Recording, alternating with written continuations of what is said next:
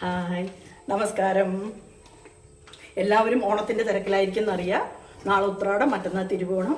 പൂക്കൾ വാങ്ങിക്കണതിൻ്റെയും പൂക്കൾ ഇടണതിൻ്റെയും നിറയെ പേര് കാറ്ററിങ്ങിൽ ഓർഡർ ചെയ്തിരിക്കുകയായിരിക്കും ആഹാരം. എന്നാലും കുറച്ച് പേരെങ്കിലും ഉണ്ടാവും വീട്ടിൽ തന്നെ ഉണ്ടാക്കാമെന്നുള്ള ഐഡിയയിൽ. അതൊരു രസമാണ്. എല്ലാവരും കൂടെ ചേർന്ന് തേങ്ങ ചിരവലും കഷ്ണം നുറുക്കലും അടുക്കളയിൽ നിൽക്കലും തമാശ പറയലും ചിപ്സ് പൊരിച്ച് തിന്നലും ഒക്കെ ആയിട്ട് സന്തോഷമായിരിക്കും അങ്ങനെ സദ്യ ഉണ്ടാക്കൽ. പക്ഷെ അത് വളരെ ചുരുങ്ങി വരുന്നു പോലെ. എനിക്ക് പറയാനുള്ളത് എന്താ വെച്ചാൽ, ചെറിയ ചെറിയ സന്തോഷങ്ങളും നമ്മൾ വീടുകളിൽ ആഘോഷിക്കണം. അങ്ങനെ ആരുമില്ല എന്ന് പറഞ്ഞിട്ട് അങ്ങനെ ആഘോഷിക്കാതിരിക്കാൻ പാടില്ല.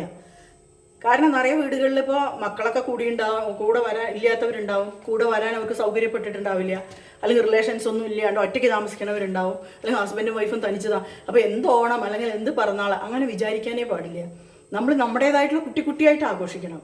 ഒന്ന് കുളിച്ചു വന്ന് അമ്പലത്തിൽ പോയിട്ട് വന്നു, ഒരു ചെറിയൊരു സ്വീറ്റ് ഉണ്ടാക്കി, പിറന്നാളാണെങ്കിൽ ചെറിയൊരു സ്വീറ്റ് ഉണ്ടാക്കി ആരെങ്കിലും അടുത്ത വീട്ടിൽ കൊടുത്തു, ഇല്ലെങ്കിൽ നമ്മുടെ ഫ്രണ്ട്സ് 1-2 പേരെ വിളിച്ച് ചെറിയൊരു സദ്യ ഉണ്ടാക്കി കൊടുത്തു, അല്ലെങ്കിൽ ആഹാരത്തിന് ബുദ്ധിമുട്ടുന്ന ആൾക്കാരുള്ള എത്രയോ സ്ഥലങ്ങളുണ്ട്, അവിടെ എവിടെയെങ്കിലും പോയി അവർക്ക് ആഹാരം കൊടുത്ത് അവരെ കൂടെ കഴിച്ചു.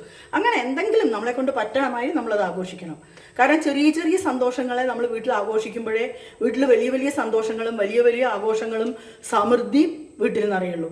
അതുകൊണ്ട് എല്ലാവരും ശ്രദ്ധിക്കുക. ചെറിയ ആഘോഷങ്ങളിൽ നമ്മൾ ആഘോഷിക്കണം, ചെറിയ സന്തോഷങ്ങളിൽ നമ്മൾ ആഘോഷിക്കണം. നമ്മളെ കൊണ്ട് പറ്റണമാതിരി ഇങ്ങനെ തന്നെ ആഘോഷിക്കണം എന്ന് നിർബന്ധമൊന്നുമില്ല.